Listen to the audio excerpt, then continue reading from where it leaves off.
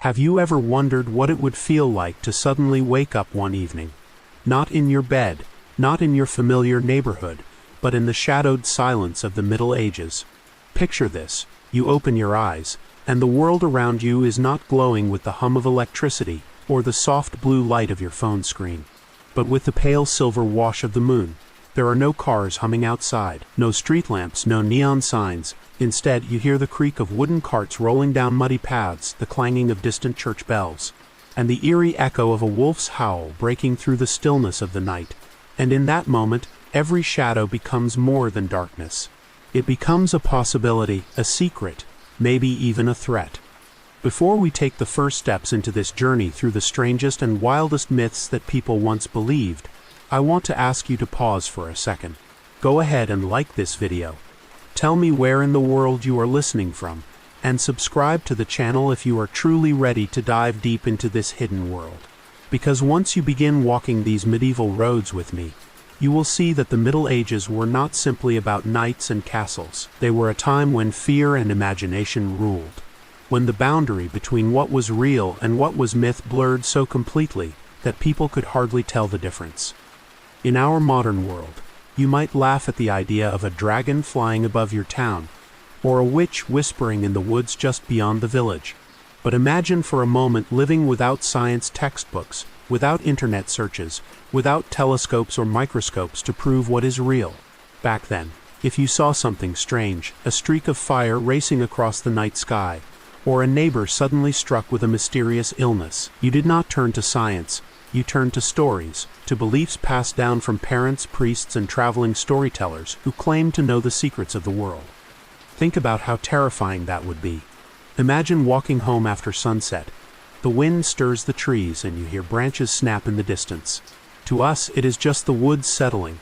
To a person of the Middle Ages, it could mean demons stalking the village, or a cursed soul wandering restlessly, unable to find peace. A simple fever might not just mean you caught an infection. It might mean you were marked by God's anger, punished for sins you did not even know you committed. Or worse, it could mean that a witch had cursed you. Life itself felt fragile. Like every day you lived was balanced on the thin edge between blessing and disaster. People carried charms, amulets, and little bones tied with string, hoping they might guard against invisible forces. Some believed that keeping a rabbit's foot in your pocket could keep evil away. Others swore that touching a relic from a saint, a fragment of cloth, a bone, even a drop of dried blood, could cure the plague. Imagine the hope in their eyes as they touched these sacred objects, believing the touch of the divine would protect them. And yet, as wild as these beliefs sound to us now, they were not silly to those who held them. They were deadly serious. A farmer who thought he heard demons in the wind might abandon his field. A mother who believed her child's sickness came from a curse might beg the local priest to perform an exorcism.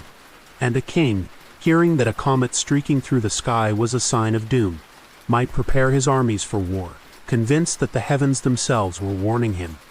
But let us slow down for a moment. Picture yourself in that setting. The village is quiet, the fire in your hut flickers low, and outside, the night is endless. There is no electricity, no warm hum of a refrigerator, no street lights to push the darkness away. When the sun sets, it is gone.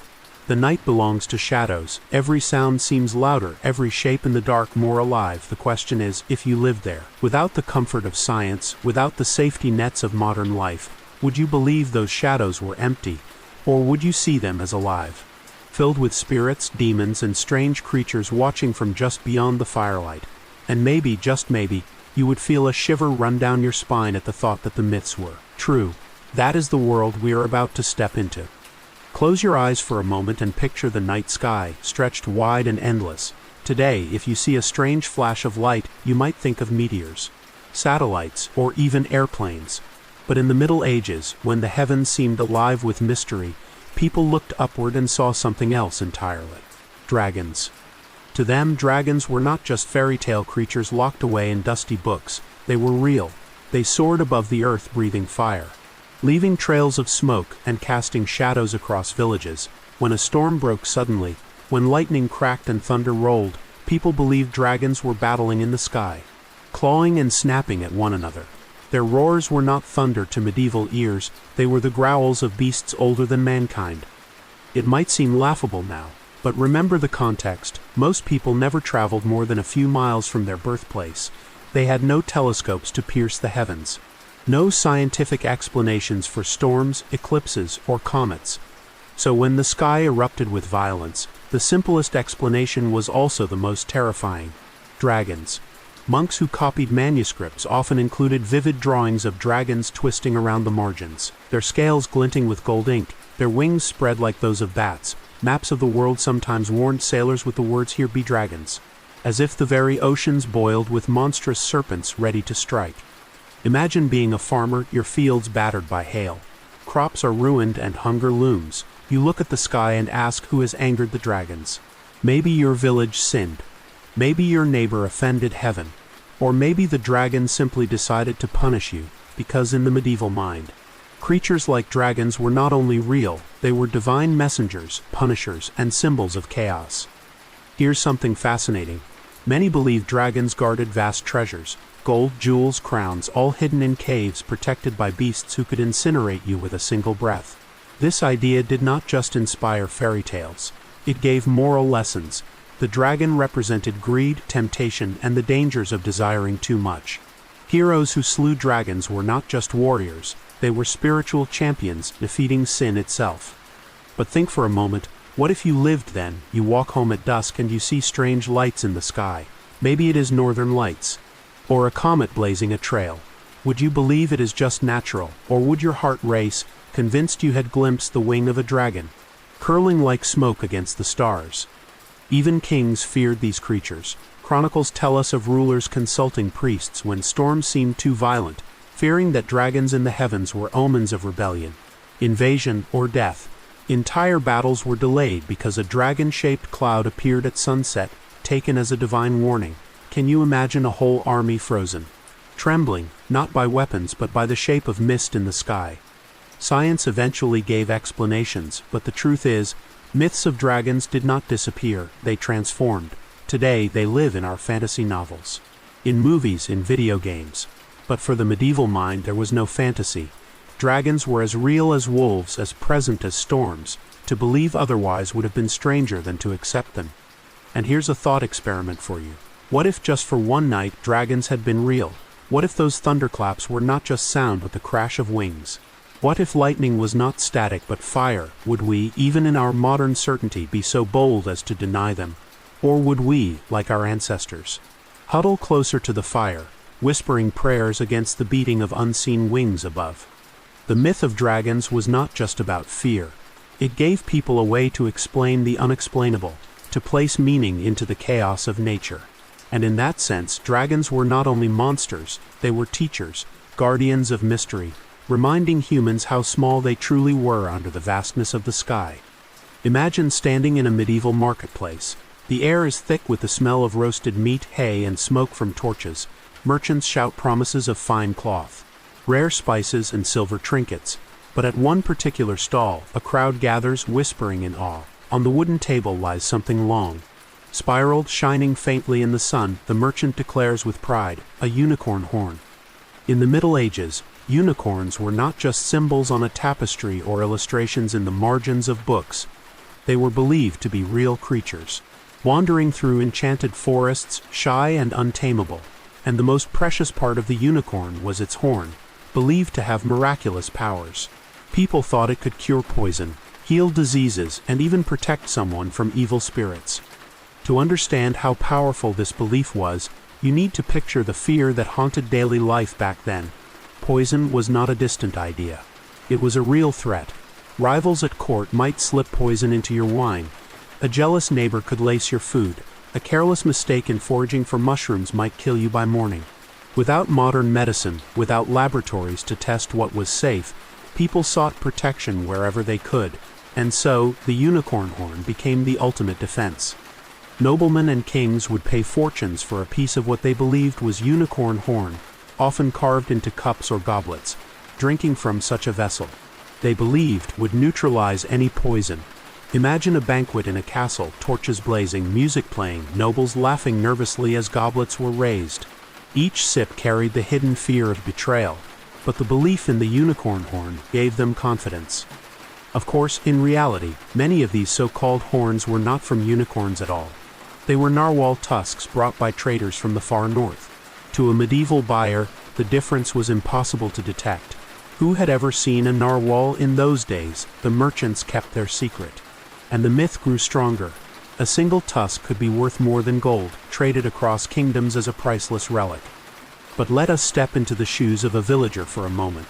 You do not have gold, you do not have a goblet carved from unicorn horn. You only hear stories told by traveling minstrels, that unicorns will only reveal themselves to pure maidens, that their horns glow with holy light. You might wonder if your daughter wandered into the forest. Would a unicorn kneel before her? Could she return with a piece of horn that would keep your family safe forever? These were not just idle fantasies, they were hopes, prayers woven into daily life. And myths have a way of mixing with religion. Some monks described unicorns as symbols of Christ himself, pure, elusive, untouchable by sin. The horn was seen not only as medicine for the body, but as salvation for the soul. In paintings, unicorns sometimes rested in the lap of the Virgin Mary, their innocence tied to divine purity. To medieval minds, the horn was not only a shield against poison, it was a piece of heaven on earth. Think about the comedy of it too. Somewhere in a smoky tavern, a drunk man might swear he saw a unicorn in the woods only for his friends to laugh and accuse him of drinking too much mead. Yet deep down, even the laughter carried a question. What if he was not wrong? What if unicorns are out there watching us, waiting? The myth of unicorn horns shows us how desperate people were to feel safe in a dangerous world. Every sip of water, every bite of food carried risk. And in that uncertainty, the promise of a magical cure was irresistible. You and I might laugh at the idea now. But if you were sitting at that medieval table, would you not grasp the goblet tighter, hoping the spiral carvings along its rim would save you? Even now, unicorns remain with us. They have moved from sacred relics to symbols of imagination, whimsy, and even humor. But in the Middle Ages, they were no joke. They were a matter of life and death, a glimmer of hope in a world ruled by fear. So the next time you see a unicorn on a coffee mug or in a children's cartoon, remember, once upon a time, entire kingdoms trusted their lives to its horn. Picture yourself sitting by a crackling fire in a small medieval hut. The flames flicker, throwing shadows against the wooden walls outside. The wind moans through the trees, and every so often a branch snaps. You pull your cloak tighter and glance toward the door, half expecting something, or someone to push it open. In the Middle Ages, you would not have thought of burglars or wolves first. You would have thought of demons.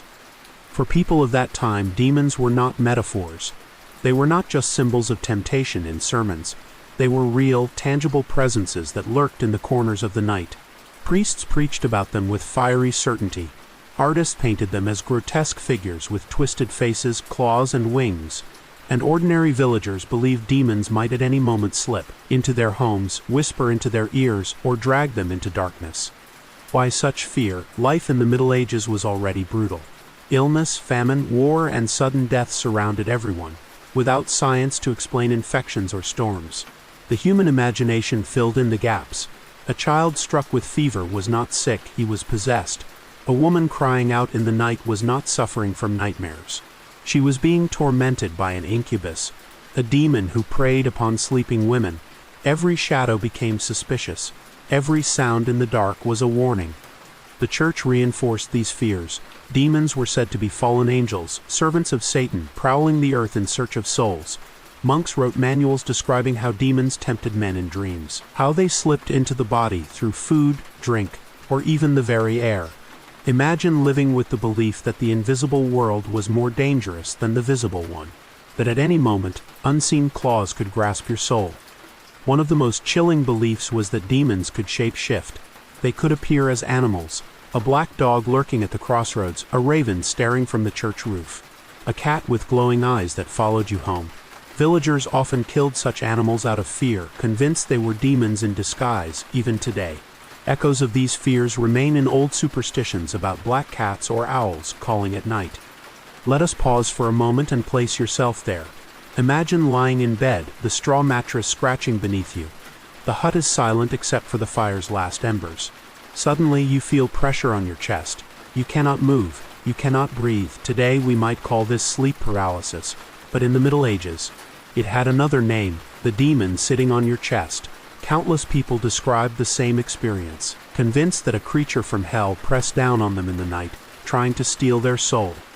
Can you see how terrifying this world would be? Even your dreams were not safe. At any moment, you might wake convinced that the devil himself had touched you. Priests encouraged confession, exorcism, and endless prayer to keep the demons at bay. Holy water was sprinkled, charms were worn, and candles burned late into the night, all to protect against what could not be seen. And yet, for all the fear, there was also fascination. Tales of demons spread through taverns carried by travelers.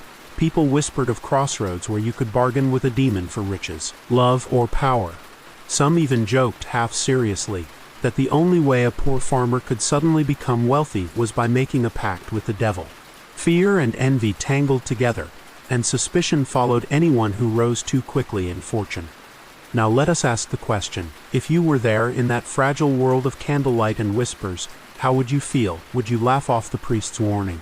Or would you tremble every time the wind howled through the cracks in your wall? Would you dare to walk alone at night, knowing that every rustle in the bushes might be more than just an animal? Demons in the shadows gave shape to the invisible fears of a dangerous age. They were the reason people prayed more fervently, the reason children were kept close, the reason light was cherished. And while we might explain those fears away with science today, the truth is, darkness still unsettles us. Even now, as you listen, perhaps you feel the hair rise at the back of your neck. After all, shadows still move, and the night still whispers. Who is to say the old fears were entirely wrong? Imagine a full moon rising over a medieval village. The silver light spills across the thatched roofs, the fields, the woods beyond. Children are rushed inside. Shutters are pulled tight and dogs bark nervously, their hackles raised. For in the Middle Ages, the full moon did not just mean beauty. It meant danger. It meant the possibility that your neighbor, your friend, or perhaps even you yourself might turn into something monstrous. A werewolf. The belief in werewolves was more than just folklore told around the fire. It was a genuine fear woven into daily life. Villagers whispered about men who vanished into the forest and returned with blood on their lips, unable to explain where they had been. Tales spread of hunters found torn apart, their wounds too savage to be the work of ordinary wolves. The explanation, in the minds of many, was clear. Somewhere among them walked men cursed to change under the moonlight. In medieval Europe, wolves were already terrifying. They prowled the edges of villages, stealing sheep, dragging away children, and sometimes even attacking grown men.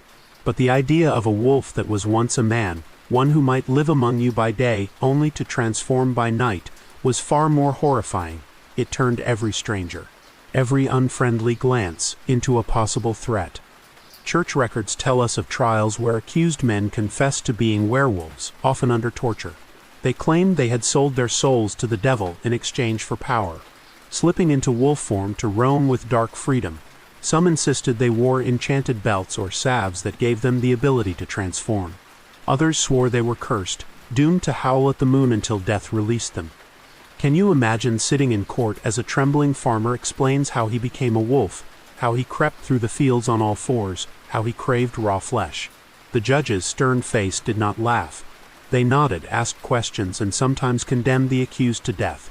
The line between imagination and reality was blurred so completely that men died, because entire communities believed the curse of the werewolf was true. But the fear was not only religious or legal, it was deeply personal. Parents warned their children not to wander at night, not only for fear of wolves, but of men who might become wolves. Travelers shared chilling tales at taverns, of glowing eyes in the forest, of human voices twisted into growls, of footprints that began as human and ended as paw prints. These stories spread like wildfire, shaping the very rhythm of life. Let us turn the question on you. If you lived in that world and one night you saw your neighbor slip away into the trees, returning the next day with scratches across his arms and a wild look in his eyes, what would you believe? Would you accuse him of being cursed? Would you sit at home in terror, convinced that the next howl you heard was his voice breaking through the night? Werewolf legends were not uniform. In France they spoke of loups-garous, cursed men bound to Rome. In Germany, tales spread of entire packs of men who could change together, hunting in groups. In Scandinavia, Shape-shifting was tied to warriors who put on wolf pelts to channel the beast's ferocity. Everywhere, the myth carried a warning. Humans are never far from the animal within. And of course, the church tied it to sin. To become a werewolf was often linked to witchcraft, heresy, or dealings with demons. It was not only a personal curse. It was proof of a pact with evil. Imagine the fear of a village, convinced that a sinner among them had brought a wolf's hunger into their midst. Suspicion could destroy friendships, families, entire communities. But here's the twist: even in the terror, there was fascination. Just as today we love movies about werewolves, medieval people leaned in when the stories were told. Around the fire, after a long day, someone might lower their voice and describe the sound of bones snapping as a man's body twisted into wolf form. The way his eyes glowed yellow, the way his howl split the silence. Everyone would shiver, and yet everyone would listen. Fear, after all, has always been thrilling. And perhaps that is why the myth endured. Wolves were real, shadows were real. The mystery of human nature, our own hidden desires, our anger, our hunger was real too. The werewolf became the embodiment of all of it. The beast lurking not only outside the village, but inside the human heart. So ask yourself, if you were in that village with the full moon rising and the dogs barking wildly, would you dare to step outside? Or would you stay by the fire, clutching your charms, praying that the howls in the night never came too close? Step into a medieval cathedral. The air is cold, heavy with incense. Candles flicker along the stone walls, their flames bending as if afraid of the shadows. At the center, in a jeweled reliquary, rests something small and strange: a bone, a tooth, a scrap of cloth. Pilgrims kneel before it, some weeping, others whispering desperate prayers. To them, these objects are not dead things. They are alive with power, holy relics capable of miracles. In the Middle Ages, relics were more than symbols of faith. They were believed to carry real, supernatural energy. A fragment of a saint's skull might heal a fever. A vial of blood might protect a soldier in battle. A piece of the true cross could cleanse sins. People traveled for weeks, even months, to touch these objects, convinced that just a brush of their hand might save their life. But here's the twist: alongside relics of great holiness came whispers of relics cursed. Not every object carried blessings. Some were said to bring disaster, to strike down those who touched them with illness, madness, or misfortune. A sword once wielded by a wicked king might doom its owner to betrayal. A chalice used in dark rituals could corrupt anyone who drank from it. The line between holy and cursed blurred, making relics both a source of hope and fear. Merchants, of course, took advantage. By the 12th century, relic trading had become an industry. Markets sold thousands of so-called holy objects. Entire towns competed to claim they owned the real relic of a famous saint. Imagine walking through a fair and hearing vendors shout, "The finger bone of Saint Peter, guaranteed to heal the blind," or "A feather from the Archangel Gabriel, protect your home for life." How could anyone know which were real and which were clever forgeries? The church itself struggled. Some bishops denounced the trade while others encouraged it, knowing relics brought pilgrims and pilgrims brought wealth. A town with a famous relic could prosper overnight, filled with inns, taverns, and markets catering to the faithful. But with wealth came envy, theft, and suspicion. Stories spread of relics stolen from churches, hidden away, or even cursed by rivals to bring ruin. Let us step into the mind of a pilgrim. You have walked barefoot for days, through rain and mud, aching with hunger. At last you reach a shrine where a relic is displayed. You press your hand to it, tears running down your face, begging for your child to recover from sickness. Do you believe the bone you touched carries divine grace? Or is it just an animal bone dressed in gold? Would you even dare to doubt when your child's life hangs in the balance? And then imagine the darker side. What if instead of healing, the relic brought harm? Tales told of cursed objects that drove men insane, made women barren, or caused whole villages to wither. A cursed chalice might bring endless thirst. A wicked crown might poison the mind of any king who wore it, leading to tyranny. Some whispered that Satan himself planted false relics among the faithful, traps to drag more souls into despair. The fascination with relics reveals something deeply human, our desire to hold the sacred in our hands. In a world where death was near and explanations were few, people clung to objects as bridges to the divine. They wanted something tangible, something they could see and touch, to believe that heaven was not far away. Even today, relics remain. They sit in cathedrals and museums, still inspiring awe, still stirring questions. Are they truly sacred, or simply artifacts layered with centuries of belief?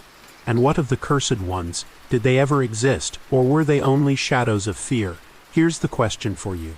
If someone placed a relic before you tonight, an ancient cross, a saint's bone, or perhaps a crown said to bring either glory or ruin, would you dare to touch it, or would you, like countless medieval pilgrims, bow your head trembling, hoping for a blessing while fearing a curse? Imagine you are a midwife in a medieval village. The room is dim, lit only by a single candle. Outside, the wind rattles the shutters as a woman struggles in labor. The villagers wait in silence, listening for the first cry of new life. But when the child is finally delivered, a gasp sweeps through the room. The baby looks different. Perhaps its head is too large, or its limbs twisted, or its skin marked with strange colors. In that moment, joy turns to fear. For in the Middle Ages, such a child was not just unfortunate, it was a sign, a monstrous birth. People believed that unusual births were omens, messages sent from God or the devil. A baby born with a malformed arm might signal a coming war. A child with too many fingers might be proof of witchcraft in the family. Twins were sometimes seen as unnatural, one child blessed, the other cursed. And if a child looked truly unusual, born with what seemed like animal features, or a deformity too strange to explain, the whispers would spread. This is not a child at all, this is a monster. Today, science explains congenital conditions. We know about genetics, illness, and complications in the womb. But in the Middle Ages, people had no such understanding. They sought meaning in everything. A malformed child could be seen as punishment for parental sins, or as a warning that the community itself had strayed from God's path. Imagine the weight of such a belief. A family already grieving for their child would also fear divine wrath, shunned by neighbors who saw the baby not as innocent, but as a curse. Chroniclers recorded stories of monstrous births with breathless detail. In England, a child was said to be born with one eye in the center of its forehead. In France, another was described as having the body of a boy, but the tail of a serpent. Whether these reports were true or exaggerated, they spread quickly. Passed from tavern to tavern, monastery to monastery, people saw them not as medical anomalies, but as cosmic warnings. Let us pause and put yourself there. You are a farmer, and the news reaches your village. In a neighboring town, a woman has given birth to a two-headed child. What do you think? Do you see it as a miracle, a sign of God's mysterious power? Or do you panic, convinced that disaster will soon fall upon your fields, your family, your entire world? The fascination with monstrous births was not just fear, it was also curiosity. These stories fed imaginations, shaping medieval bestiaries and illustrations.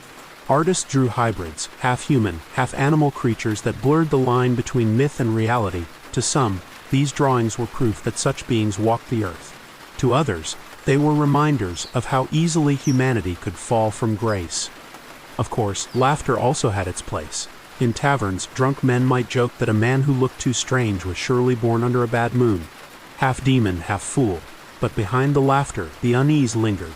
Every odd face, every strange feature might carry the weight of suspicion. And the question lingers for us too. How would you react if you lived in a world without science, where every event was charged with cosmic meaning? Would you see a child born different as simply unlucky? Or would you feel the same shiver that medieval villagers felt, wondering what disaster was about to come? The truth is, monstrous births reminded medieval people of their fragility. Life was uncertain, filled with death and disease. To them, the body itself was a battlefield between heaven and hell. A child born unusual was not just a medical anomaly, it was a message, a warning carved into flesh. So next time you see how science explains what once terrified humanity, remember, in a candlelit room centuries ago, a cry that should have brought joy might instead have silenced a whole village with dread. Picture the medieval countryside at dusk. The fields are quiet, the last light fading, and the silhouettes of animals move in the distance. A crow lands on the church roof and lets out a harsh cry. Villagers look up, crossing themselves quickly. That single sound is not just the voice of a bird. It is a message, a warning, perhaps even the voice of the devil himself. In the Middle Ages, people believed that animals could speak, not always in human language, but in signs and omens. A black cat crossing your path could bring disaster. A howling dog at midnight meant death was near. The hoot of an owl outside a window could foretell illness. To us, these are superstitions. But to them, they were facts, deeply woven into daily life. Some took it further. There were stories of animals literally speaking words. Chronicles described roosters that crowed not just at dawn but shouted warnings like Christ is coming, or beware the plague. In one tale from France, a pig supposedly spoke in a human voice, terrifying everyone who heard it. To medieval people, such events were not tricks of imagination. They were signs that the world was alive with hidden forces, and animals were messengers. Think about how dependent people were on animals. Cows gave milk, chickens laid eggs, dogs guarded homes, horses carried loads. When animals behaved strangely, it unsettled everyone. If cows stopped giving milk, villagers suspected witchcraft. If dogs barked at shadows, perhaps demons were near.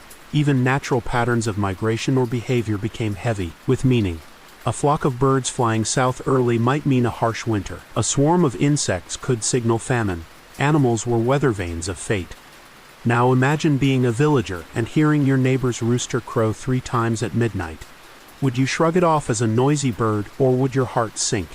Convinced that death or disaster was on its way, the fear was real enough that people sometimes executed animals, putting pigs, goats, or dogs on trial if they were accused of unnatural behavior. Records survive of entire communities gathering to witness an animal trial. Judges and priests solemnly declaring whether a beast was guilty of serving evil. And of course, cats carried the heaviest burden. Black cats especially were thought to be witches' familiars, demons in disguise. Villages sometimes killed them in great numbers, believing they were protecting themselves from sorcery. Ironically, by reducing the number of cats, they made rodent populations explode, which in turn spread diseases like the plague. Fear of omens in this case may have worsened the very disasters people hoped to avoid. There is also humor in these beliefs. Imagine a farmer tripping in the mud and blaming it on the curse of a goose that hissed at him earlier. Or a drunk in a tavern swearing the neighbor's dog had insulted him with human words. People laughed, but deep down they still wondered. Because what if it was true? What if animals really could speak, not to everyone, but only to those willing or unlucky enough to hear? Even the church had mixed views. Some clerics argued that talking animals were tricks of the devil, temptations to lure people into sin. Others claimed that God sometimes spoke through animals, just as he once spoke through a donkey in the Bible. In this tension, every strange bark, hiss, or cry carried spiritual weight. So let us bring the question to you.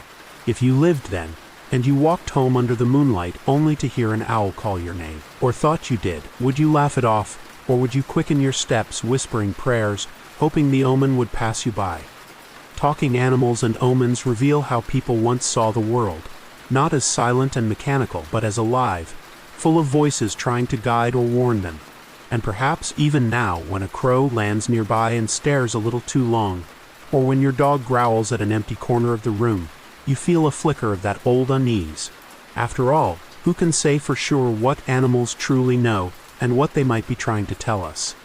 Close your eyes and imagine the year is 1000 AD, the bells of the church ring in the night, and villagers kneel in prayer, trembling. Why? Because many believe that the world is about to end.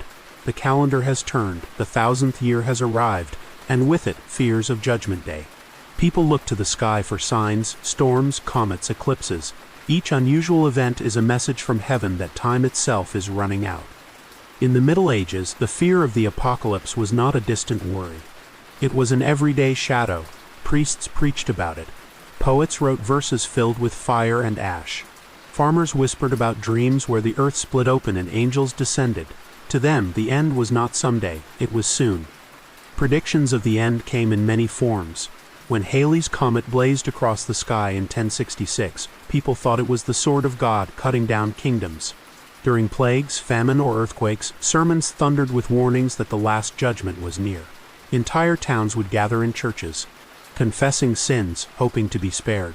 Imagine the weight of that belief, living each day as if tomorrow might bring fire from the heavens. It was not only the common people. Kings and nobles feared the end too. Some gave away lands to monasteries, hoping charity would save their souls. Knights joined crusades, believing they were fighting the final battles between good and evil. Even scholars tried to calculate the exact date. using numbers hidden in the Bible. Each calculation brought waves of panic as people prepared for the sky to open. Now picture yourself in that world. You are a blacksmith and a storm arrives, lightning cracks, the earth trembles. Would you believe it is just weather?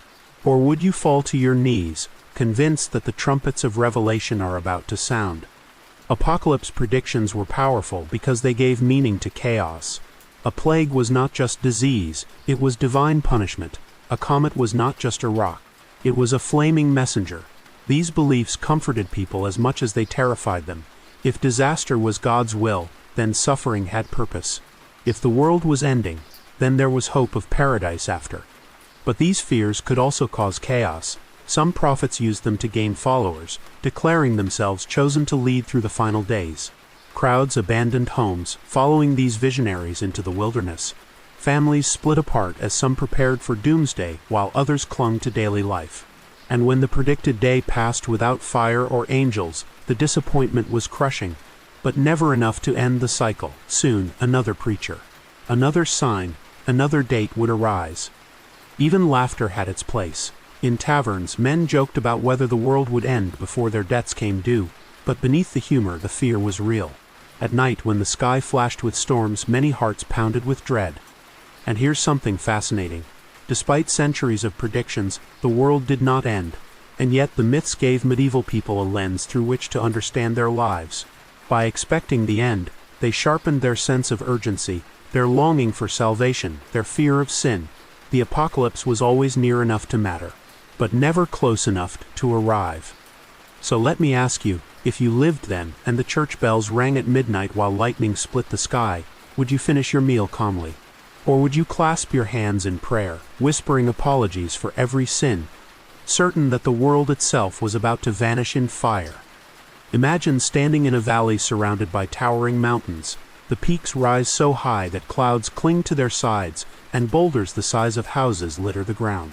Today you might think of glaciers, erosion, or ancient tectonic shifts, but in the Middle Ages people looked at those landscapes and saw something else: the footprints of giants. For medieval minds, giants were not just figures in old legends, they were real, colossal beings who once walked the earth. They explained what seemed otherwise impossible. How else could such massive stones be scattered across the land? How else could hills look like mounds made by a titanic hand? Giants were the answer. Stories of giants stretched across Europe. In Britain, people told of Gog and Magog, monstrous brothers who shaped the land and whose descendants haunted villages. In France, the tales of Gargantua explained rivers and valleys, said to be carved when the giant scraped his boots. In Scandinavia, sagas spoke of frost giants whose battles shook the mountains. Even in the Bible, there were references to the Nephilim, giants born of humans and angels, offering sacred proof that such beings once roamed. Picture a medieval farmer leading his oxen across a rocky field. He trips over a massive stone lodged in the soil. To him, that stone is not a glacial remnant. It is a weapon dropped by a giant in some forgotten war. He shakes his head in awe, feeling small in a world shaped by beings greater than himself. Giants were more than explanations for nature. They were symbols of chaos, power, and divine mystery. Some stories painted them as villains, enemies of mankind, crushed by heroic saints or kings. Others saw them as protectors, ancient beings who once guarded the earth before fading into legend. Their size made them both terrifying and fascinating, reminders that humanity might not always be the dominant force. Let us pause and imagine, if you lived then and you saw the ruins of Stonehenge or massive standing stones in Ireland, how would you explain them? With no cranes, no modern engineering, how could humans possibly move such weight? Wouldn't it seem natural to believe that giants carried them on their shoulders, building monuments as easily as you lift a bucket? The fascination with giants bled into art and literature. Illuminated manuscripts showed knights battling towering figures, their swords like needles against tree trunk legs. Sculptures in cathedrals carved grotesque giant faces glaring down at worshippers, reminders of the power of God over monstrous pride. In taverns, storytellers raised mugs of ale and told of lands where giants still lived, far to the north, waiting to return. But giants were not always distant. Accusations sometimes arose in villages that certain unusually tall or strong men were giant-blooded. This could bring both respect and suspicion. A man who could lift a cart alone might be admired or feared as cursed. Again, the line between myth and reality blurred, leaving people unsure whether giants were gone or still among them. And of course, humor found its way in. Imagine a farmer with a particularly large appetite being teased, "He eats like a giant," or drunken men boasting in taverns that they descended from giants, explaining their strength or clumsiness. Fear and fun often walked hand in hand in medieval storytelling. Science eventually explained the landscapes, erosion, glaciers, volcanic rock. But for medieval people, those answers were unimaginable. Giants gave a narrative, a way to see the world as part of a grand story. Every valley became a scar of ancient battles. Every boulder became a relic of forgotten hands. So here's a thought for you. If you stood in that valley centuries ago, gazing up at cliffs that seemed impossibly vast, would you trust your own reasoning, or would you feel the chill of awe, convinced that somewhere, long ago, giants really did shape the earth beneath your feet? Picture a quiet English village in the 12th century. Fields of barley sway in the wind, the church bell tolls, and peasants go about their work. Suddenly, from the edge of the woods, two children appear. They are thin, frightened, speaking no known language, and most astonishing of all, their skin is green. This is not a fairy tale. Chroniclers of the time recorded the story of the green children of Woolpit, a legend that puzzled villagers and scholars alike. The boy and girl were said to be discovered near a wolf pit in Suffolk, England. Their clothes were made of strange fabric, their eyes wide with confusion. When the villagers tried to feed them, the children refused every kind of food except raw beans. For days they survived on nothing else. The tale spread quickly, whispered in marketplaces and monasteries. Who were these children? Where had they come from? Some said they had wandered out of a hidden land underground, a world where everything glowed green. Others claimed they were fairies, slipping through a doorway between realms. Still others believed they were sent by God, or by the devil, as signs of judgment. The girl eventually learned English and shared her story. She said she and her brother came from a land where the sun never shone, where twilight lingered, and everything was bathed in a greenish light. One day, while tending cattle, they heard a bell and followed the sound through a tunnel. Suddenly, they emerged in the blinding daylight of Woolpit. But her brother never adjusted. He grew weak and died. The girl lived on, eventually baptized, working in the village, until she too faded from record. Now pause and imagine you are a villager in Woolpit. Two strange children appear with skin like spring leaves, speaking words no one understands. Would you see them as miracles, curses? Would you fear they brought disease, or would you kneel before them as messengers of heaven? Medieval people lived in a world where the boundary between natural and supernatural was razor thin. The green children embodied that tension. Were they simply sick, their skin tinted by malnutrition or illness, or were they proof that another world existed just beyond the reach of human sight? For people who believed in fairies, demons, and lost lands, the second explanation seemed far more convincing. The story fascinated writers for centuries. Some said the children had come from the land of St. Martin, a mystical place hidden underground. Others speculated they had wandered from a distant foreign land, their strange color caused by a diet of unknown plants. Even today, historians argue. Was this a distorted memory of immigrant children, or a medieval attempt to explain disease through myth? But for the villagers who first saw them, explanations hardly mattered. What mattered was the shock, the sense that the world had opened to reveal its mysteries. Imagine the silence of that moment. The crowd gathered, all eyes fixed on two trembling figures who should not exist, yet stood before them. And here's the question for you. If such children appeared in your town today, skin glowing with strange colors, speaking no language you knew, would you run to them with compassion or back away in fear? Would you assume science could explain it, or would you feel, just for a moment, that you had glimpsed a hidden world breaking through? The green children of Woolpit remind us that the Middle Ages were not just filled with fear, but with wonder. They show how people longed to believe the world was larger, stranger, more magical than their daily toil suggested. And maybe, just maybe, the legend lives on because part of us still longs for that too. Picture a village on a moonless night. The fields are silent, the houses dark, but deep in the forest a strange light flickers. The air smells of smoke and herbs. Voices chant in rhythms that rise and fall like waves. Villagers whisper, witches are gathering. In the Middle Ages, few fears ran deeper than the fear of witches. People believed witches made pacts with the devil, trading their souls for power. They were said to curse crops, spoil milk, cause storms, and steal children in the night. For many, witches explained every misfortune: when cattle grew sick, when bread failed to rise, when a baby died suddenly. It was easy to blame a neighbor, especially one who lived alone, old and strange. But the legends went further. Witches were believed to gather at night in secret meetings called Sabbaths. These were not simple gatherings, but terrifying rituals. Chroniclers described them as wild feasts where demons appeared, where witches danced naked around fires, and where the devil himself arrived. Horned and terrible, to accept their loyalty. Some even claimed witches flew on broomsticks or animal companions, soaring across the sky to meet their covens. Imagine the fear of a villager who heard strange laughter drifting from the woods, or who saw lights glowing on a distant hill. Would you dare to investigate? Or would you lock your door, clutch your cross, and pray that the witches passed you by? The church reinforced these fears with fiery sermons. Manuals like the infamous Malleus Maleficarum described in detail how witches supposedly worked, poisoning wells, making love potions, or transforming into animals. Inquisitors hunted them across Europe, dragging women and men into courts, demanding confessions of midnight Sabbaths. Under torture, many admitted to anything, spinning wild stories of flying through the night, feasting with demons, even kissing the devil's hand. And yet these confessions fueled the myths further. Villagers who once doubted began to believe more firmly. If so many confessed, surely witches were real. Communities tore themselves apart in waves of suspicion.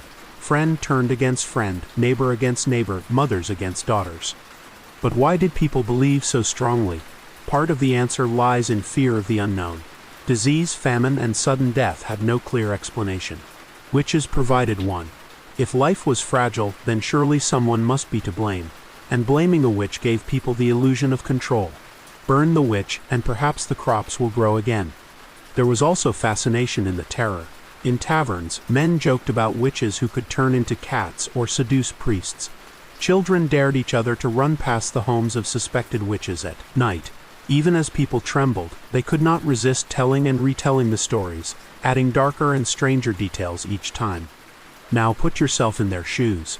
Imagine you are alone in a small hut, the night pressing close. Suddenly you hear footsteps outside. You blow out your candle and hold your breath. Is it just a traveler, or is it a witch, circling your home, muttering curses under her breath? Would you dare to peek through the shutters? Or would you bury yourself under your blanket, whispering prayers until dawn? The myths of witches and their midnight Sabbaths reveal both fear and imagination. They show how people made sense of the unpredictable, and how suspicion could destroy lives. Today, we might see witches in movies as symbols of empowerment or fantasy, but in the Middle Ages, they were symbols of everything terrifying in the dark.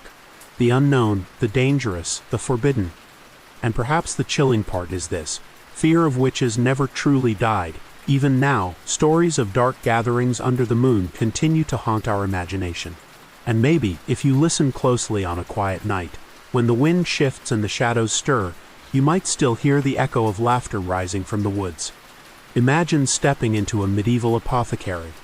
The shelves are crowded with jars of powders, bundles of dried herbs, and bottles filled with liquids of every color. The air is thick with strange smells: lavender, sulfur, honey, and something acrid you cannot quite name. The apothecary himself, cloaked and serious, lifts a vial to the light. He tells you it is no ordinary drink. It is a potion, a liquid of power that might heal, curse, or enchant. In the Middle Ages, people believed deeply in the power of potions and elixirs. Herbs gathered under certain moons, roots pulled from sacred groves, and minerals ground to dust were thought to hold secret forces. A potion might cure fever, ease childbirth, or even protect against demons. But potions could also do darker things. Whispers spread of drinks that caused madness, made enemies fall in love, or even snuffed out life itself. Love potions were especially popular. Imagine a nervous young villager slipping a vial into the ale of the woman he adored, hoping her eyes would finally turn toward him. Or a lonely widow drinking a mixture of honey, herbs, and powdered bone, desperate to feel love again.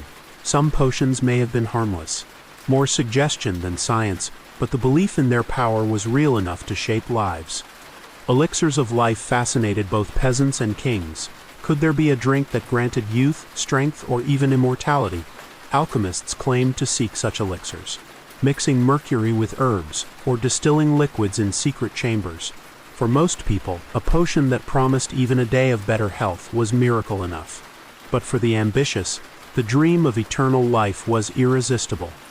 Of course, danger accompanied the fascination. Potions could poison as easily as they could heal. In some trials, accused witches were said to have brewed potions that spoiled milk, shriveled crops, or killed livestock. Villagers claimed they saw bubbling cauldrons in the woods, flames rising as strange smells drifted through the trees. The image of the witch with her cauldron endures even today, rooted in those old fears. But potions were not always sinister. Many were simply attempts to use nature to heal. Chamomile for sleep, willow bark for pain, mint for the stomach. Remedies we still recognize today. The line between medicine and magic blurred, with the same potion called a cure by one person and a curse by another. Now imagine being handed a cup in that dim apothecary. The liquid swirls, shimmering oddly in the light. You are told it will bring you protection from sickness. But it smells sharp, almost metallic. Would you drink it, or would you back away, unsure whether it holds salvation or ruin? Potions also carried humor into medieval life. Tales were told of men who drank love potions only to fall hopelessly in love with goats, or soldiers who drank strength potions but ended up too dizzy to fight. In taverns, men laughed about who might have slipped a potion into whose drink, even as they checked their mugs nervously. And yet, despite the laughter, the fascination remained. Potions symbolized hope, that perhaps the world was not fixed, that a sip of the right liquid could change fate itself. In a life ruled by poverty, disease, and fear, the promise of magic in a cup was irresistible. So here's the question for you.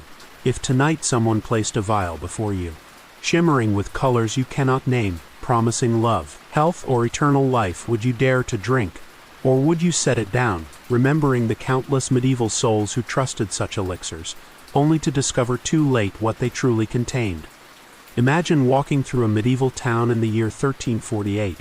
The streets are quiet, too quiet. Doors hang open, carts stand abandoned, and the smell of decay lingers in the air.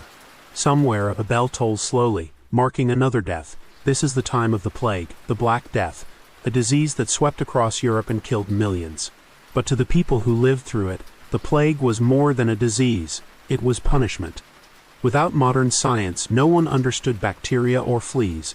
People saw entire families die within days, neighbors fall ill after sharing bread. Priests collapse in the middle of prayer. To them it could only mean one thing: God's wrath. The plague was not random, it was divine judgment for the sins of humanity. Sermons thundered with warnings. Priests declared that pride, greed, and lust had angered heaven. Some cities organized public penance with crowds marching barefoot, whipping themselves until blood ran down their backs, hoping their suffering would appease God. Others burned sinners, Jews, beggars, or supposed witches, believing their presence had brought the curse. Fear turned neighbors into enemies, suspicion into violence. Now imagine you are there. Your family is ill, your village half empty. Would you search for herbs and prayers, or would you believe that nothing could save you except confessing every sin and begging for mercy? The plague created myths as quickly as it created graves. Some said it was carried on the wind, a dark fog sent by demons. Others whispered it was the alignment of the planets, the heavens themselves, shifting to strike mankind. Still others believed the devil had been unleashed, walking invisibly among the people, touching one soul after another. But the most powerful myth was that of punishment. For peasants and kings alike, the plague proved that God was watching, weighing, and striking down the guilty.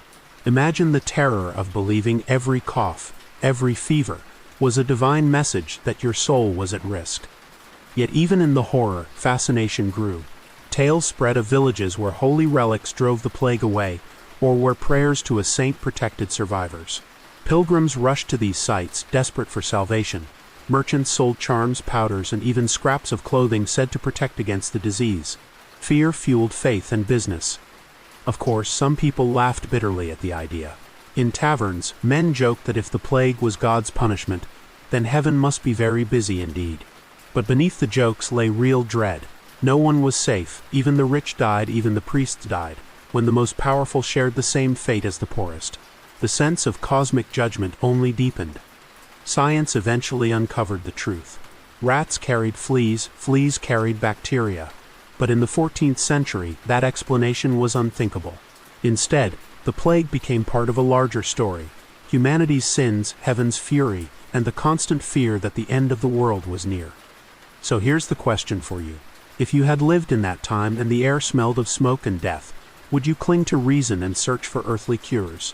Or would you kneel in the dirt, whip your back, and pray until your voice broke, convinced that only God's forgiveness could stop the plague? Imagine standing in a medieval field on a cold night. The villagers gather, eyes fixed on the sky. The moon, usually pale and calm, begins to darken. Slowly it turns a deep, eerie red. A shiver passes through the crowd.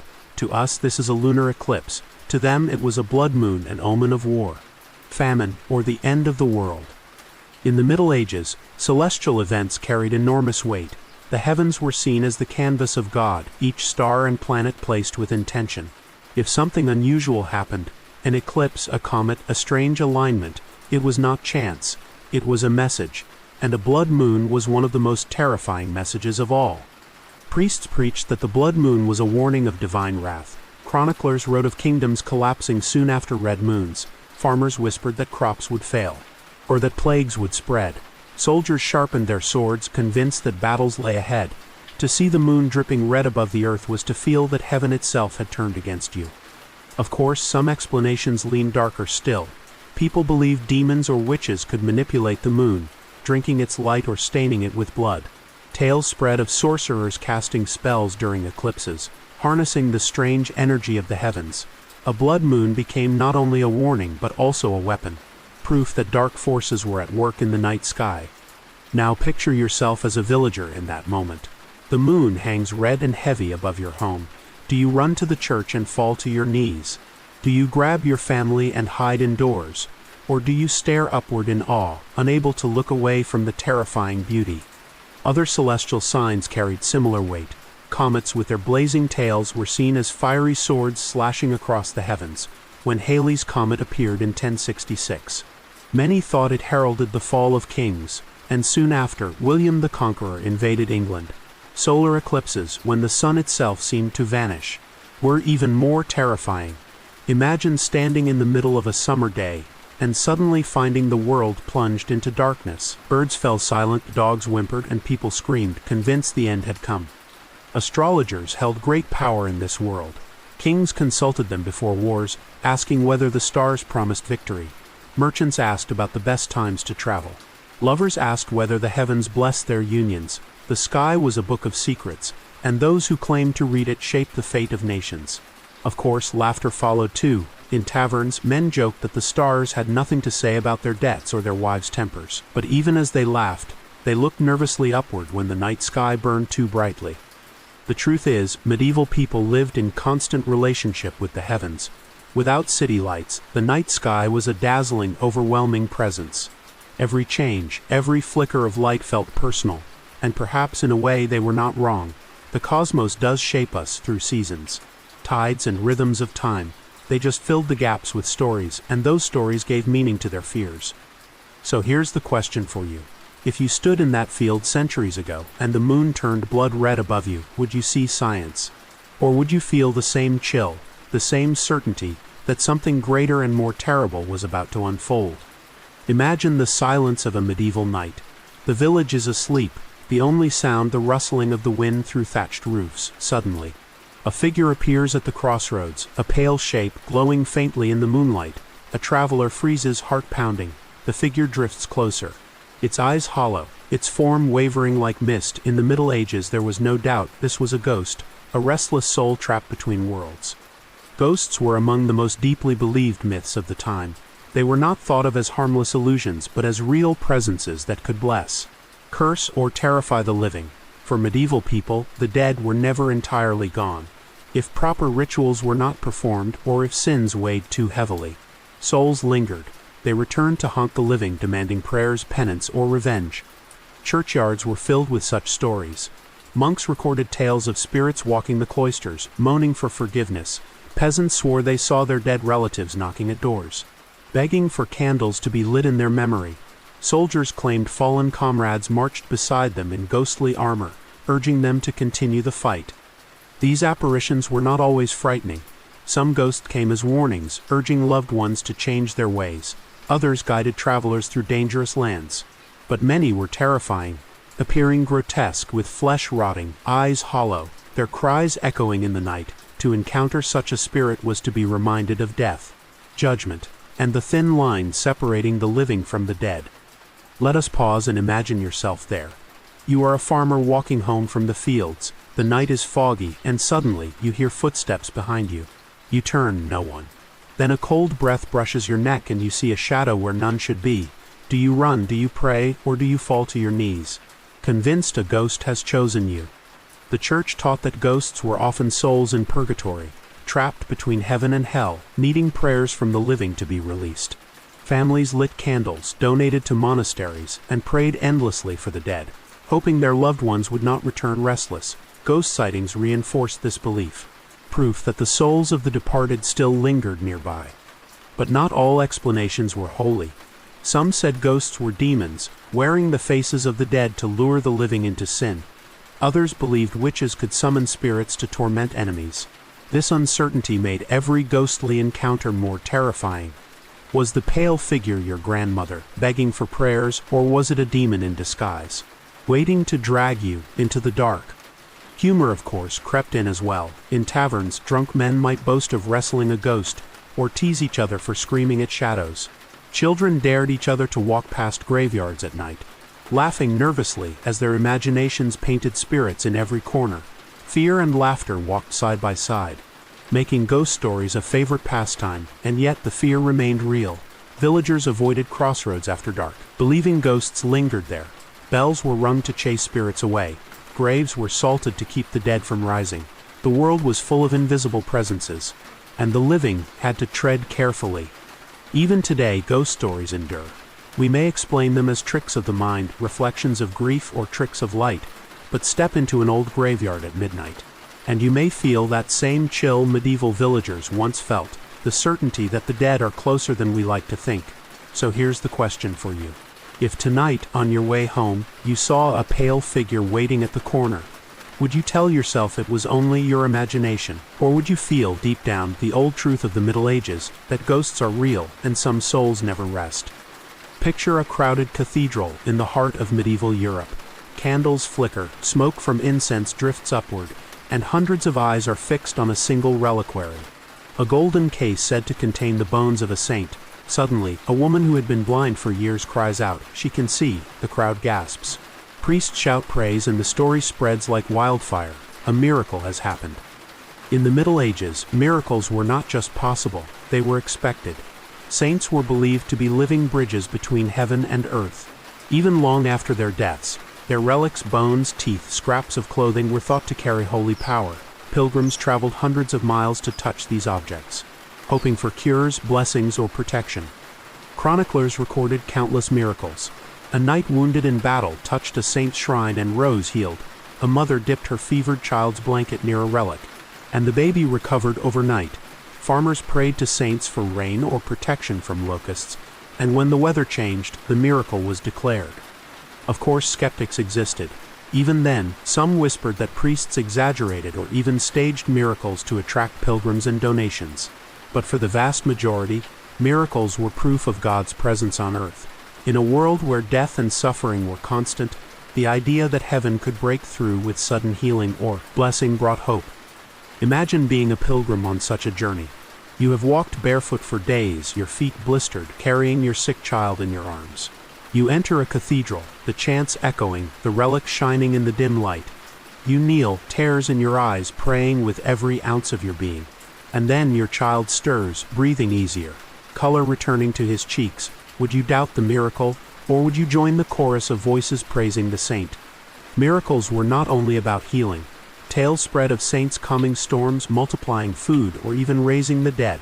One story told of Saint Nicholas, yes, the same figure later turned into Santa Claus, saving sailors from shipwreck with a single prayer. Another told of Saint Francis preaching to birds, who listened in silence as though they understood. For medieval people, such wonders were signs that the divine was woven into the fabric of daily life. But miracles could also carry warnings. Sometimes saints appeared in visions to scold communities for sin, if their relics were neglected. Disasters followed, crops failed, fires broke out, or disease spread. Caring for relics was not just devotion but survival. Naturally, humor crept into the culture of miracles as well. People joked about pilgrims who claimed to be healed but still limped, or about relics that multiplied suspiciously, with several churches all claiming to own the same saint's skull.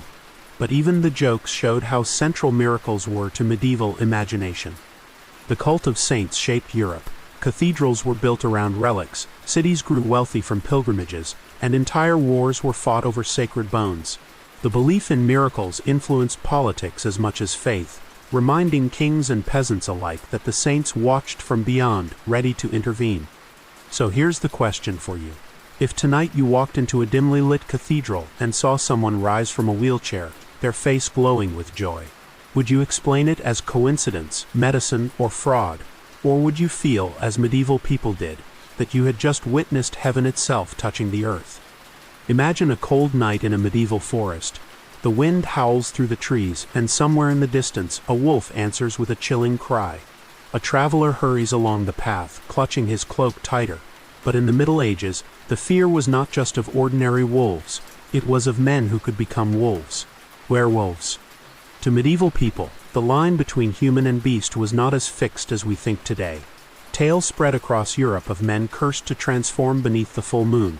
Their bodies twisting, bones cracking, fur sprouting as they fell to all fours. Once changed, they hunted livestock, attacked travelers, and sometimes even devoured children.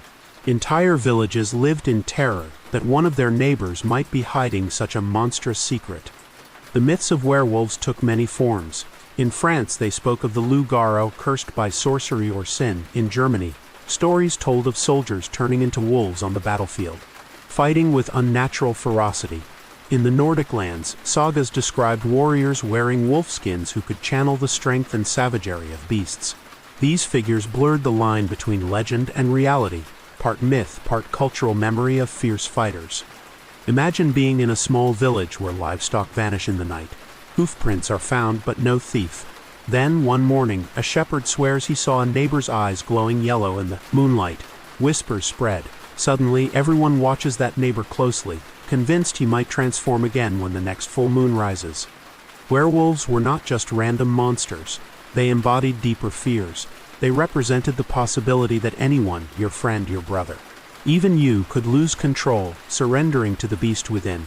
In a world where sin and temptation were constant themes, the werewolf was a warning of what happens when humanity gives in to darkness. The church fueled these fears, teaching that werewolves were the result of pacts with the devil.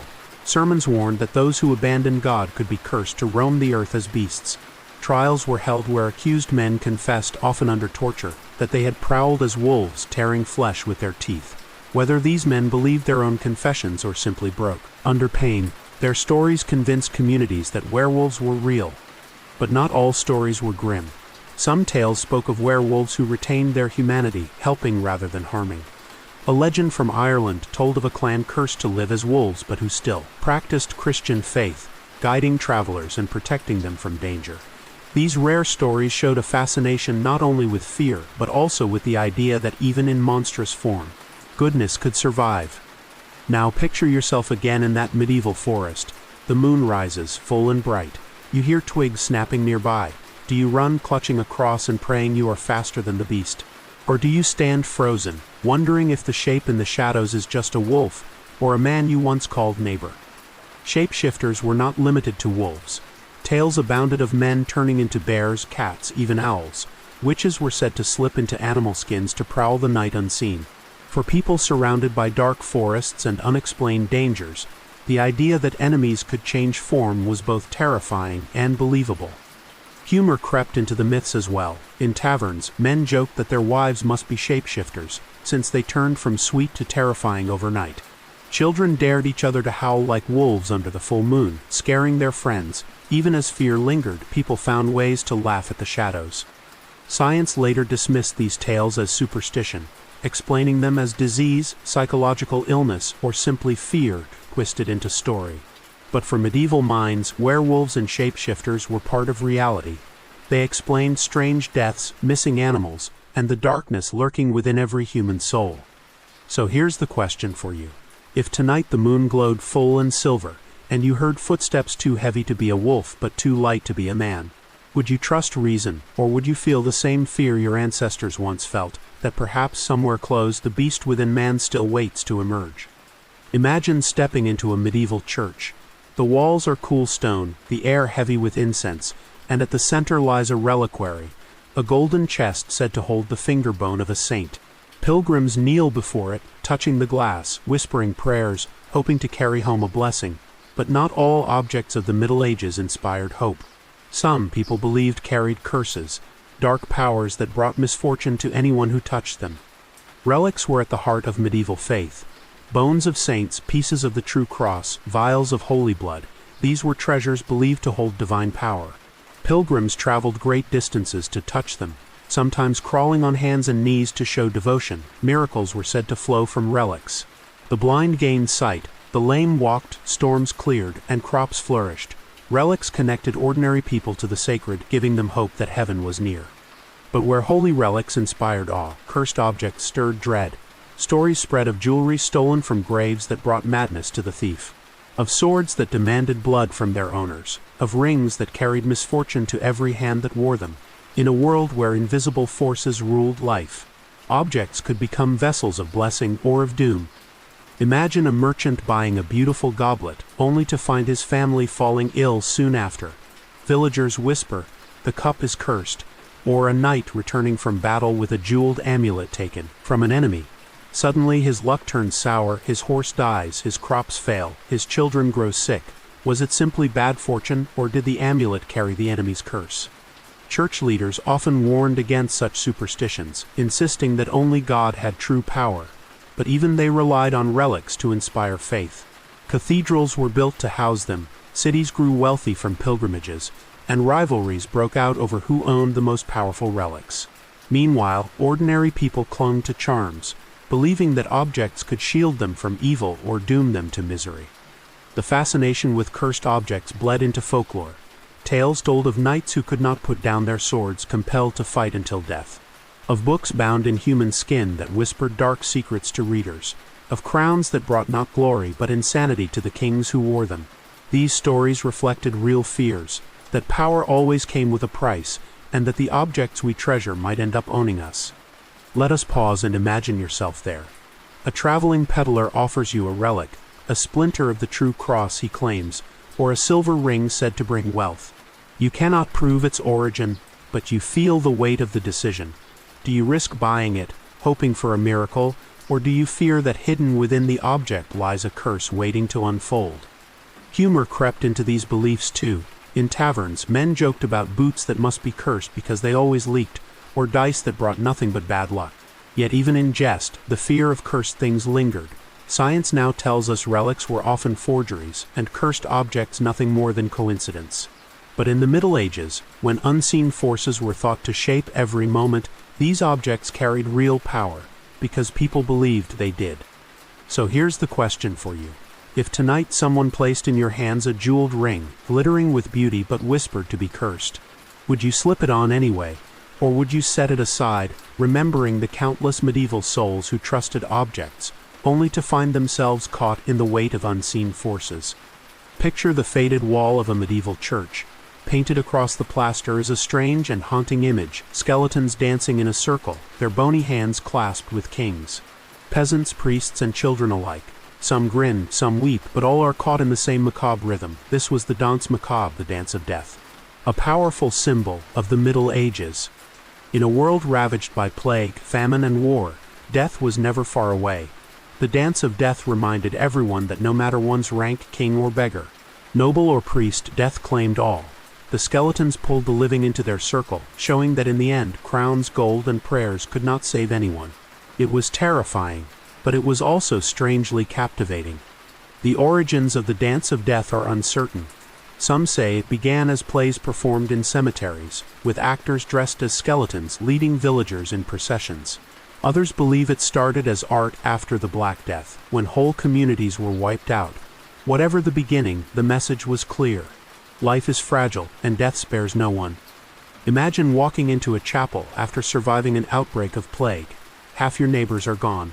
The air still smells of lime spread over mass graves. On the wall, you see painted skeletons holding hands with kings and paupers alike. Would you feel despair, or would you find strange comfort? That even the mighty shared the same fate as you. The dance of death was not only grim. It carried a moral lesson. It warned against pride and greed, reminding the living to prepare their souls rather than their fortunes. Priests preached that death could come at any moment, and the paintings drove the lesson home. One day, you too would join the dance. Yet the theme also carried humor. Artists painted skeletons playing fiddles, leading pompous bishops in clumsy steps, or tugging reluctant nobles into the circle. The absurdity lightened the terror, showing death not only as a destroyer, but as a trickster mocking human vanity. Villagers laughed uneasily, knowing the joke was on everyone. The idea of death as a great equalizer shaped medieval imagination. It appeared in songs, poems, and even festivals where mock funerals were held. People wore masks of skulls and danced through the streets, half in fear, half in laughter, facing the inevitable together. Now imagine being there. Hearing the bells toll at dusk, a procession passes, led by a man dressed as death, skeleton mask grinning, while villagers follow, some singing, some weeping. Would you join in, seeing it as a reminder to live well, or would you shrink away, unable to face the truth that one day you too must dance? The dance of death reflected the paradox of the Middle Ages, fear and fascination entwined. It acknowledged suffering but also turned it into art, story, and ritual. Even today, echoes remain in Halloween skeletons, horror films, and dark humor about mortality. So here's the question for you. If tonight you saw skeletons painted on a church wall suddenly step down and beckon you into their circle, would you laugh, scream, or take their hands, knowing that, like all before you, your place in the dance is already waiting? Imagine a medieval marketplace at dusk. Merchants pack away their wares, children chase each other, and a wandering preacher climbs onto a crate. His voice booms through the crowd, "Repent, for the end is near," faces pale. People clutch their rosaries. In the Middle Ages, few things stirred as much fear and fascination as curses and prophecies. A curse was believed to have real, tangible power. Spoken by a witch, a beggar, or even an enemy, it could cling to a person or family for generations. People told of mothers who cursed lords that evicted them, and soon the lords' lands withered. Soldiers whispered of enemies who spat curses on the battlefield. Their words believed to wound as deeply as swords. A curse was invisible but heavy, a shadow that followed its victim everywhere. Prophecies, on the other hand, were seen as glimpses of divine truth. Some came from priests, others from wandering mystics, and some from strange figures said to dream the future. Kings kept astrologers in their courts, eager to know whether their reigns would flourish or fail. When disasters struck, fires, earthquakes, plagues, people scoured old prophecies, convinced that they had been foretold all along. Imagine living in that world. Your crops fail, your child falls ill, and you remember the beggar you refused to feed who muttered under his breath. Do you believe the curse has taken hold? Or imagine hearing a prophecy that your town will burn within a year. Would you prepare, or would you simply wait in dread, convinced nothing could change what was written? Curses were feared because they felt personal. Anyone could be targeted, from kings to peasants. Some people wore charms or carried relics to ward them off. Others sought priests to break curses with prayers or holy water. Yet the fear never faded.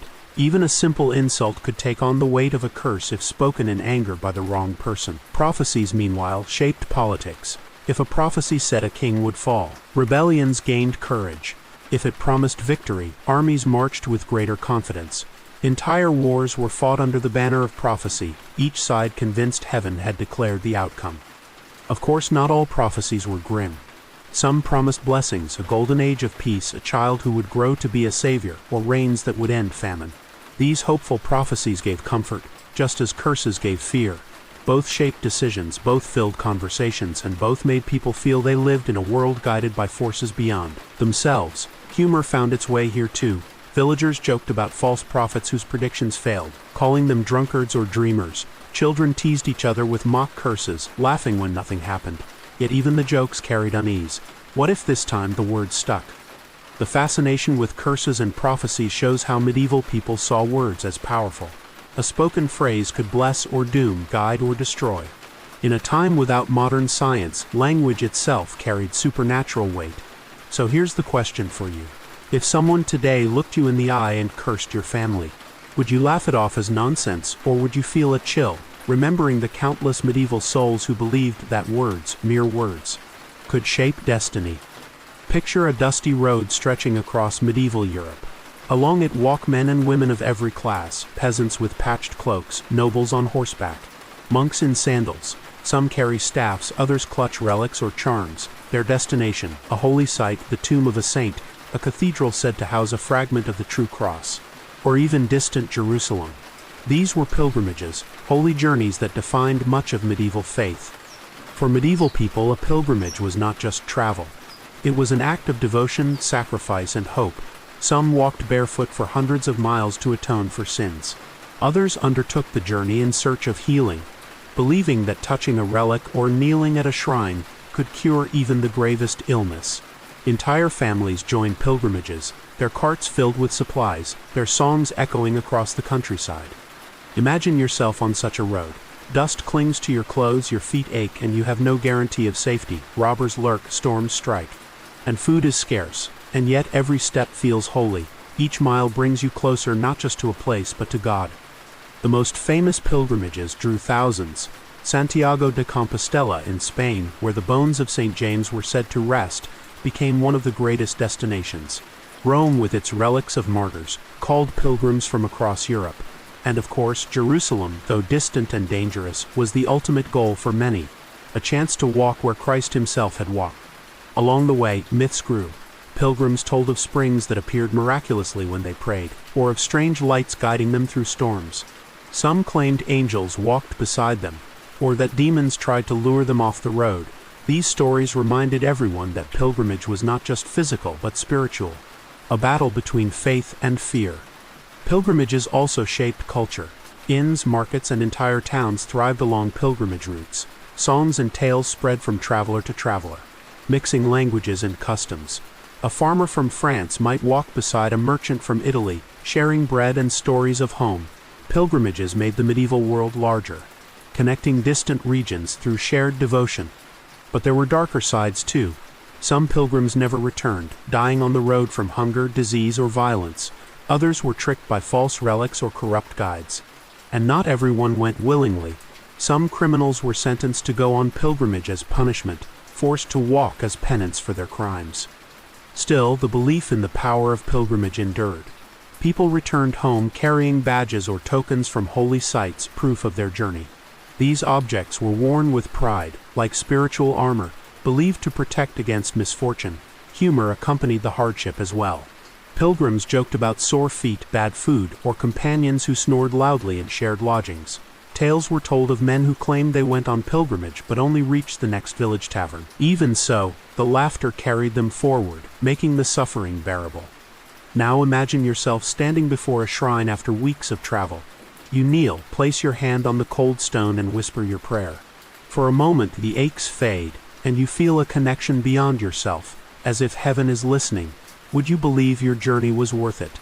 Would you feel changed as countless medieval pilgrims once did? So here's the question for you. If today you were told that walking hundreds of miles could heal your body, save your soul, or bring you closer to the divine, would you lace up your shoes and set out, or would you hesitate, wondering if faith alone could carry you that far? Imagine a medieval castle on a quiet night. In the high tower, a man sits surrounded by scrolls and brass instruments. He lifts his eyes to the heavens, charting the paths of planets and stars. Below, nobles wait anxiously, eager to know if tomorrow will bring victory, marriage, or disaster. This was the work of the astrologer, the interpreter of the sky. In the Middle Ages, astrology was not a fringe belief. It was a respected science, studied in universities alongside medicine. People believed the heavens were a map of human destiny, each star influencing life on Earth. A child's future could be read at birth. Armies planned campaigns by the stars, and even the Pope consulted astrologers before making decisions. Imagine being a peasant, bringing your newborn to a local wise woman. She looks at the stars, murmurs a prayer, and declares that the child will live a long life, but only if they avoid water on Tuesdays. Would you obey? In a world where fate felt unpredictable, even the strangest instructions became sacred. Astrology promised order in chaos. Plagues, wars, and storms seemed random, but the stars offered patterns. If Mars was in a certain house, conflict would rise. If Venus was strong, love and fertility would flourish. People found comfort believing their struggles were part of a greater cosmic design. Fortune-telling extended beyond the stars. Medieval Europe teemed with seers, palm readers, and charm sellers. Some cast lots with bones or stones. Others read shapes in melted wax or the flight of birds. A woman might pay for her future husband's name to be revealed, while a merchant sought to know if his voyage would succeed.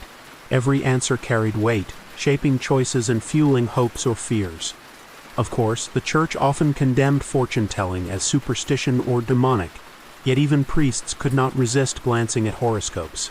Chronicles reveal bishops secretly consulting astrologers before journeys, or rulers relying on predictions while publicly denouncing them. The hunger to know the future outweighed the fear of sin. Not all predictions were grand. Some were downright humorous. Villagers joked about fortune-tellers who promised wealth but could not afford shoes. Children teased each other by pretending to see futures in mud puddles. Yet beneath the laughter was the shared belief that destiny was written somewhere, waiting to be uncovered. The fascination with astrology also brought fear. If stars determined fate, did humans truly have free will? Philosophers argued endlessly. Were we bound to the heavens, or could prayer and virtue change the stars? For many, the answer was both terrifying and comforting. Life was guided by forces greater than themselves. Now, imagine yourself in that medieval tower, gazing at the stars with an astrologer. He points to Saturn and warns you of hardship ahead. Do you dismiss it, or do you feel your heart sink, convinced the sky itself has spoken? Even today, horoscopes and fortune-telling endure. We may laugh at them, but billions still check the stars, shuffle tarot cards, or whisper to psychics. Perhaps we share with the medieval world the same longing, to know what tomorrow holds, to glimpse the mystery of our fate. So here's the question for you. If tonight someone handed you a chart of your stars, claiming it held the truth of your future, would you read it, or would you turn away, fearing that once seen, your destiny could never be escaped? Picture a dimly lit chamber in a medieval monastery. Shelves are lined with jars of strange powders, herbs, and metals. In the center sits an alchemist. Hunched over a furnace, flames glow against his tired face as he stirs a bubbling flask. His dream, to unlock the ultimate secret, the philosopher's stone.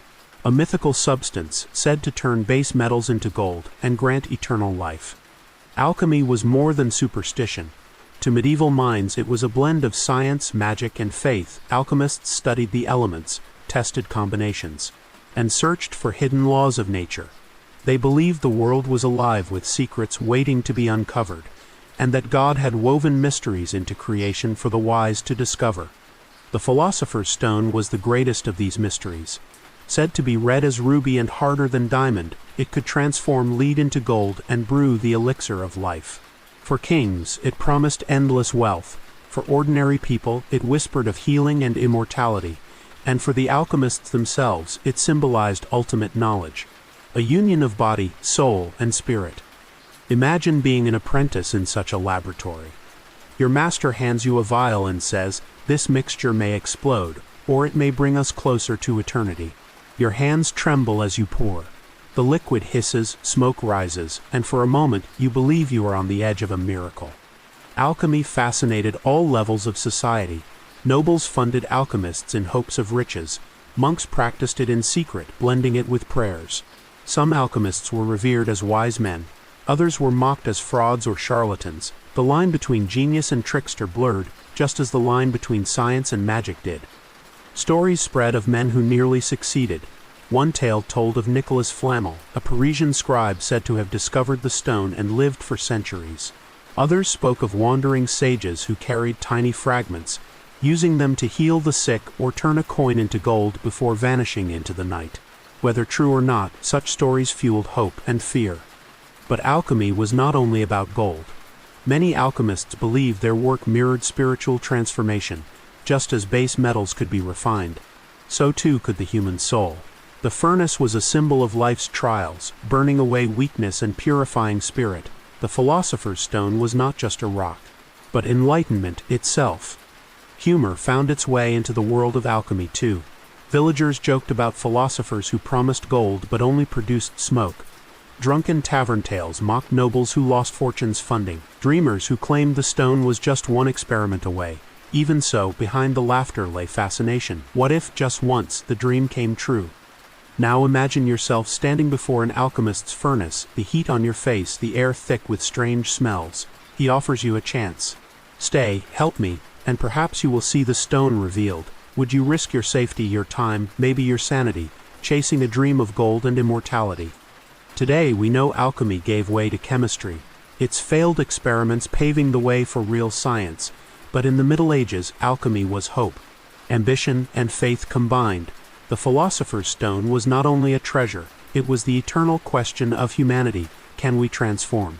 Can we rise? Can we defeat time itself? So here's the question for you.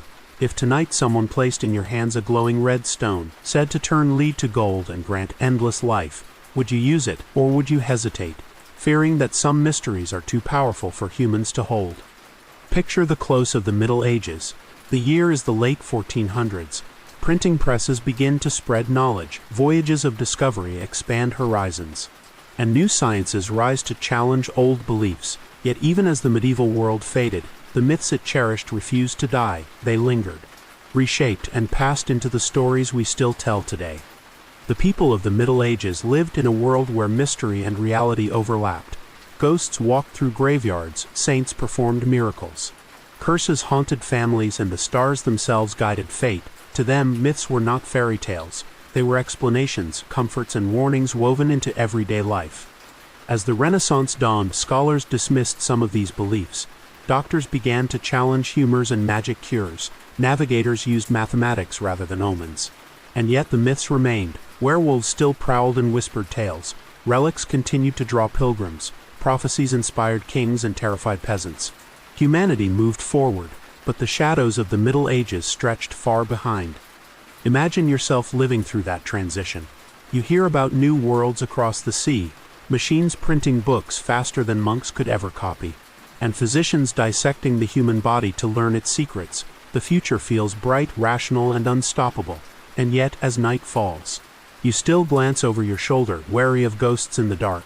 Would you laugh at old superstitions, or cling to them, just in case they held some truth?